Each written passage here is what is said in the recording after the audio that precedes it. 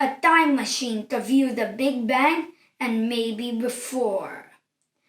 This is all about the James Webb Space Telescope. Probably the biggest achievement of the decade and maybe even the 5 decades. Is there a name for that? Get ready to be dazzled by the complex yet simple and beautiful engineering of the James Webb.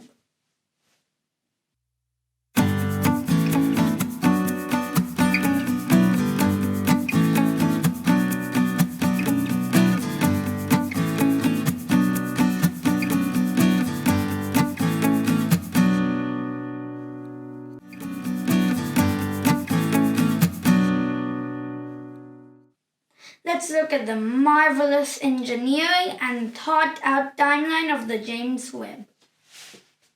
So, this is the James Webb Space Telescope, a picture of it. The telescope is segmented, as you can see. Well, the mirror, if you look closely, you can see there's like a hexagon, one hexagon, two hexagons, a lot of hexagons in this gold mirror. It's actually plated with gold. And then that will reflect the light onto this other mirror with the stand holding it, which will reflect the light into this third mirror in the center of the first primary mirror, which will reflect the light down into the instruments. I think some of them are right behind here, and some of them are down here. The mirror, as you can see here, is much bigger than the Hubble mirror, and this is... Just imagine a pretty tall person. Then that's the Hubble primary mirror. And here you can see the James Webb. I mean, you can easily see the James Webb is a lot bigger. So here we have a photo of one of the infrared cameras, I believe.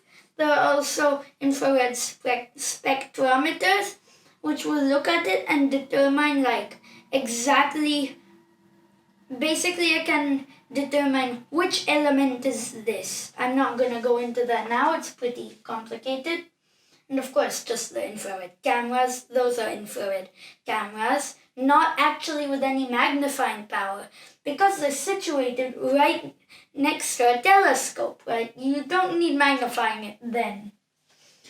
And also a line of sight adjuster, which will control some of the stabilizing engines to turn the James Webb, because, so I'm just going to explain this right now.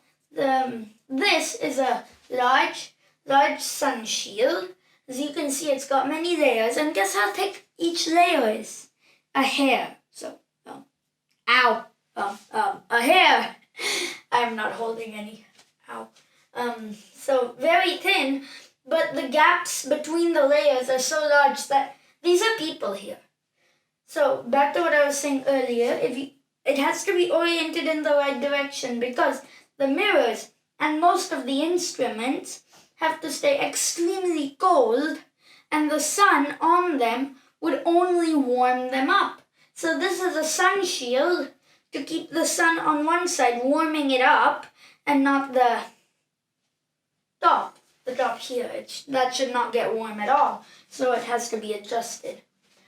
And then, as you cannot see here, there's this spacecraft bus. It's not an actual bus.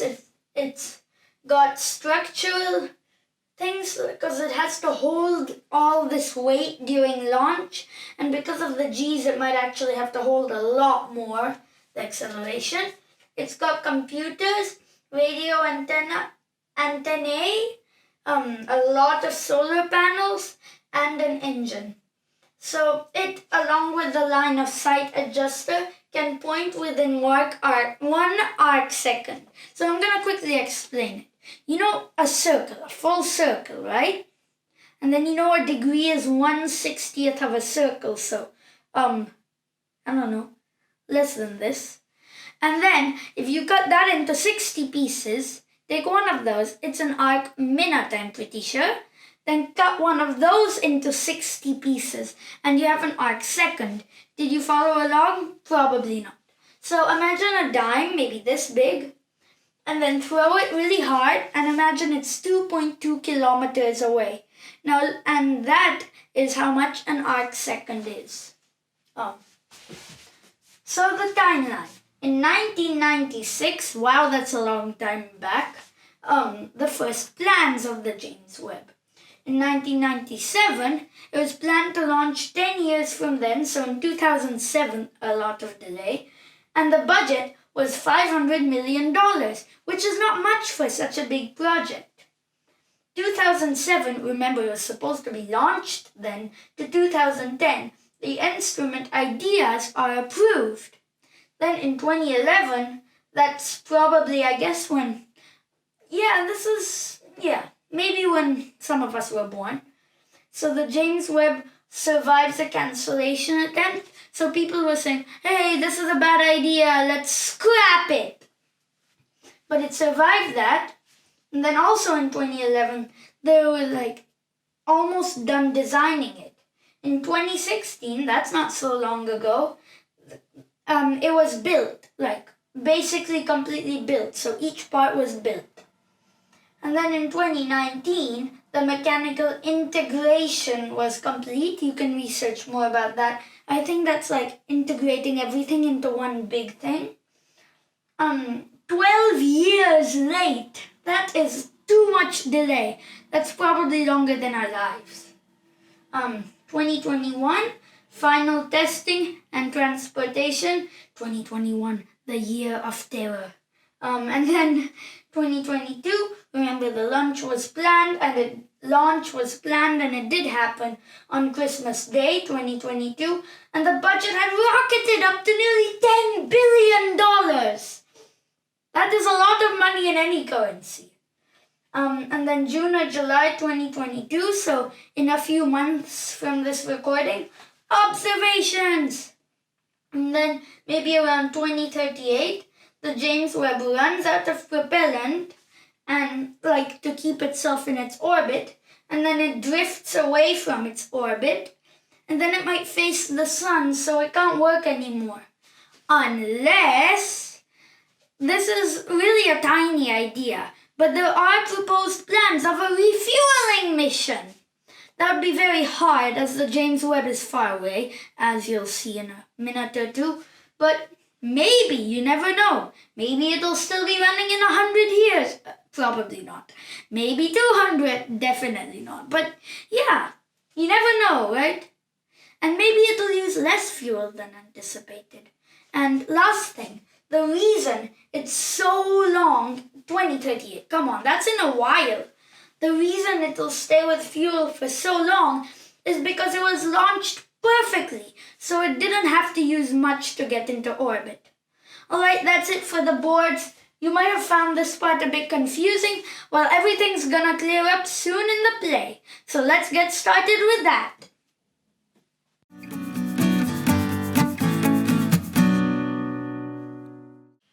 Okay, so here I'm going to show you in a 3D view using Universe Sandbox where exactly the James Webb is, and hopefully explain a bit more the design.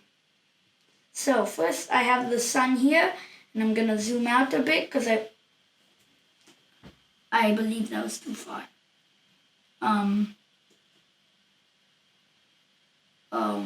Okay, zooming in, where is Earth? There it is. So we have Earth here. So up here we have the pole, and I'm just gonna zoom in. Okay, so this is Earth.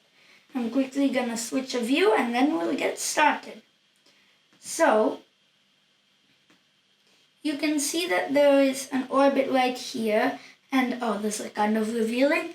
Guess what is in this orbit? No, it's not the James Webb. It is, as you can see here, the Hubble Space Telescope. So then where is Webb? I'm just gonna zoom out a bit. Wow, that's pretty far. That's already gotta be 5 Earths. Where is Webb? That is this Webb? No, it's the moon. So then where is Webb? Here is Webb. This is a lot farther out, and this orbit is, I think, a bit askew, but there is Webb. I'm gonna focus on Webb, zoom in, zooming, there. There you have it. So I'm gonna start from the back side. Here you can see the spacecraft bus, remember? Some solar panels in all directions. This, I'm not sure what that is, but this looks like the engine. I'm going to swing around on this side. Of course, this big black thing is the sunshield. When it's lit like this, it looks black. Here we have what seems to be another solar panel. I cannot really tell.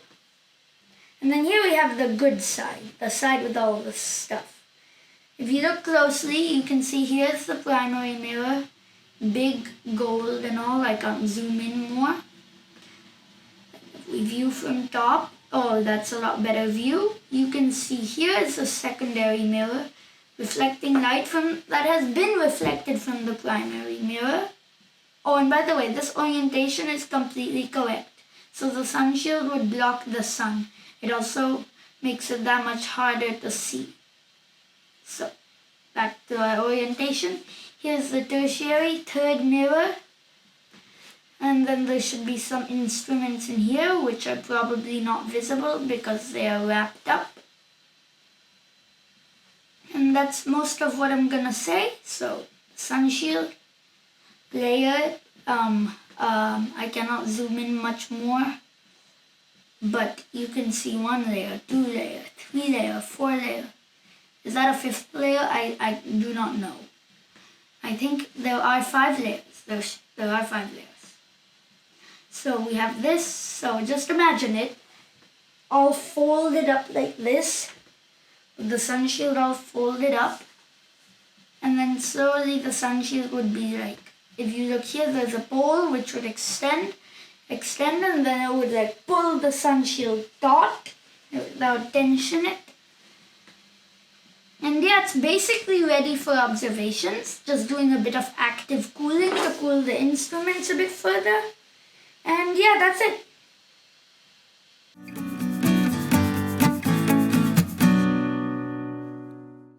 So this is the 10 under 10. Let's recap on what we've learned. So the budget of the James Webb started at $500 million, quite low, and went up to $9.7 billion, quite high. If we count that as $10 billion, then that will be 20 times increase. That's a lot. It has 3 mirrors, 1, 2, and 3. So big primary, then supports, then second. Big primary, supports, secondary, and then inside the primary, the tertiary, third mirror. The primary mirror is made of beryllium, but on the outside it's plated with solid gold, which you can see in the images. And this sort of mirror, with all the segments and all the hexagonal segments, was not invented like 5 years ago or 10 years ago. It was invented in 1952. That is a long time ago. By, I think his name was Arturo. That was his last name, I believe. And the mirror is around 3 times bigger than Hubble's. So it's about 3 times more powerful. I think it's much more powerful than that. So the mirror is bigger and it's a lot more powerful. It is an infrared telescope, unlike Hubble. So if all of a sudden I had infrared, or you had infrared eyes, you would not be seeing me talking, and maybe you would not see this paper as red and white and golden, but you would see it as, I don't know, pretty cold, so you might see it as blue, dark blue, because it's cold. So it's an infrared telescope, so it would kind of, basically heat vision telescope. The sunshield was folded up before launch, like really, really small, so it could fit inside the rocket. Remember, the instruments need to be kept extremely cold. The satellite was launched by an Ariane 5 on Christmas Day, 2021. Yeah, 2021. And it will orbit around an empty point. That's all, but I think earlier I said Christmas Day 2022. That's 2021.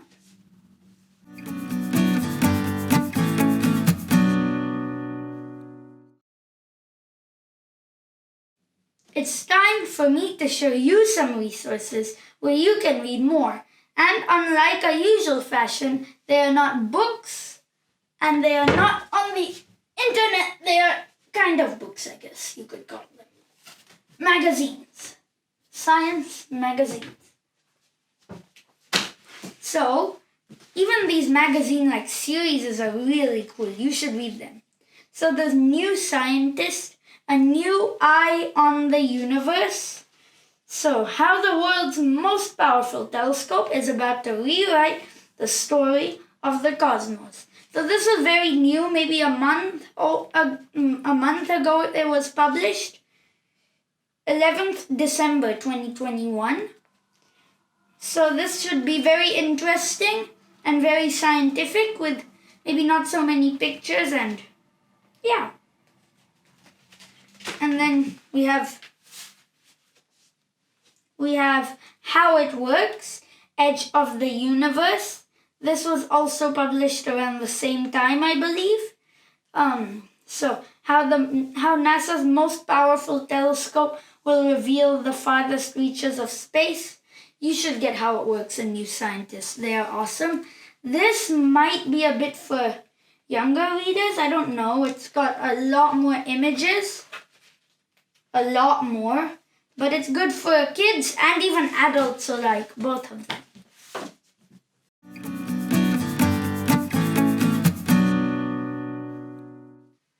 And it comes to the end of another episode. Please subscribe and hit the bell button. It really helps us. And here's a joke to leave you on a happy note. So just a bit of background. This joke was being passed around in late 2021 where people were worried that, oh no, the James Webb is going to launch and then it's going to explode while launching. Did not happen. And it will ruin Christmas for us. That would be very bad. So basically the joke is, actually it was made up by a kind of famous YouTuber, Scott Manley. Don't worry. The James Webb Space Telescope launching and failing will not ruin our Christmas. You know why? Because the James Webb Space Telescope launching is just a fairy tale we tell our kids. That was an actual joke. And well, I mean, referencing the boards, it's kind of true. Like, come on. It was supposed to be launched, 15 years ago? Yeah, 15 years ago. That is a lot, so, yeah. And anyways, remember, you are never, ever, ever too young to explore.